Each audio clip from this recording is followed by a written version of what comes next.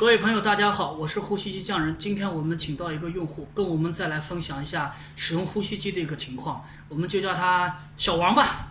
小王你好，你好，欢迎来到我们这里啊。就是我们这里边呢，一般来说呢是提3个问题啊。第一个问题呢，就是说你没带呼吸机以前是个什么情况？可以跟跟网友分享一下没带呼吸机以前的情况。好，那我先说一下自我介绍啊。大家好，我叫小王，你们可以也叫我小王。首先呢，我说明一下，我自己也是经常打呼噜。那么我首先确定不是个托啊，确定不是个托。那我确定确实是自己是一个打呼噜患者。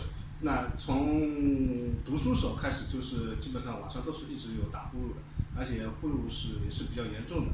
那自从结婚以后，老婆也是一直都是比较埋怨我打呼噜这一块，可能影响到她睡觉。完了以后，她也休息不好，我也休息不好，所以还是一件比较烦恼的事情。那没带呼吸机之前呢，那晚上的话，确实是对自身来说，确实是一个比较累的一个过程，包括晚上有间歇性，也蛮消耗体力的。对，止鼾症状的出现，所以还是早上比较起来也是有点晕乎乎的。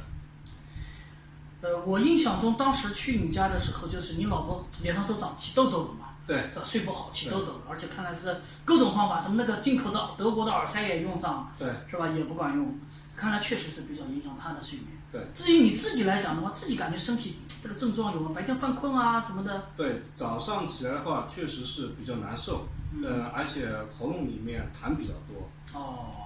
痰张口呼吸，对，张口呼吸痰比较多，很多的细菌啊什么的都直接呼吸进去。是的。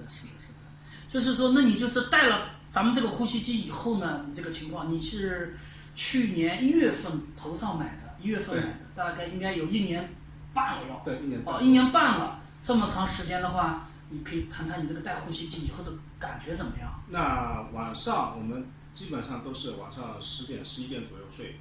那睡觉之前先把呼吸机带好以后基本上到早上6、7点钟起来，这么一个睡眠的时间段过程。那早上起来确实比之前不带呼吸机生理状态要好很多。第一个反应就是喉咙的痰少很多，刷牙的时候不会有很多的明显的大口的痰出现，减少很多。第二个，没带呼吸机之前比带呼吸机之前这个身体的这种消耗能量啊，早上没有那么犯困。打呼噜也是个体力活。对，也是体力活，不会犯困，精神稍微比之前没有带的要好很多。这个我们不少用户也提到过，打呼噜挺累的，实际上。是很累。打了之后呢，看上去好像很香，实际上白天起来还挺累。对，是很累。就感觉这个头脑也更加清醒一点。对。这个感觉呢，我自己带呼吸机的时候也有这种感觉。有印象中的话，我带的好的时候呢，是午觉都不需要睡的。对，都有这种情况。对，我现在基本上都是不睡午觉的。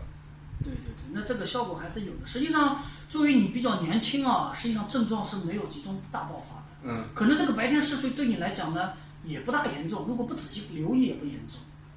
你觉得呢？可能跟我年龄也有关系。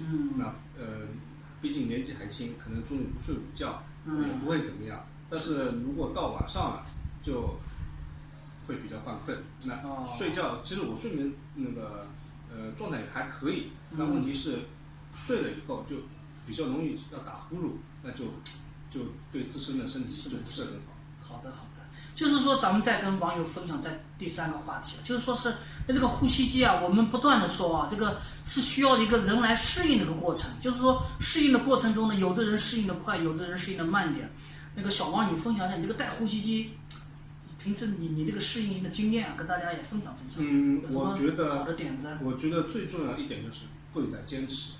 很多人你去买到这个呼吸机，可能一开始你就会觉得戴头罩很麻烦。很多人都会这么很麻烦。是的。可问题你越麻烦，你越不去戴，你的身体状况就越来越不好。是的。你越不想戴，那么你身体状况越来越差，越来越会影响你的睡眠质量。对。你只有坚持下去，你不要去在乎它这个头戴好还是不好，你只要戴着，晚上能睡着，那么你1天、2天、3天坚持下去的话，那我觉得你这个慢慢适应的一个过程，确实是能给你自己的身体带来一个比较良好的循环反应。是的，这个小王说的这个呢，确实也是这么回事儿。实际上呢，我们大脑的这个自身的学习能力呢，也是有在于这种多带。我经常跟大家说，要呼吸机要多带。有时候你中午休息一下，最好中午也带，增加对这个呼吸机以及面罩的熟悉程度啊，这样的话会适应起来更快一点。因为这个有的人带呼吸机，对这个面罩啊，它这个适应起来是很慢的。对。再加上有些人有一定的鼻功能障碍，带呼吸机实际上适应起来会很慢，这个确实需要很大的毅力的事。对，所以还是对广大打鼾的、打呼噜的朋友啊，还是要建议贵在坚持，就跟你减肥去跑步一样，你跑步每天晚上去跑步散步，那么你减肥也一天一天会减下来。是的。那跟带呼吸机也是一样的道理，你晚上睡觉，你把呼吸机带上，那么也是一个自己坚持的一个过程。对，好的，我们非常感谢小王的分享。好的，好，谢谢啊。好。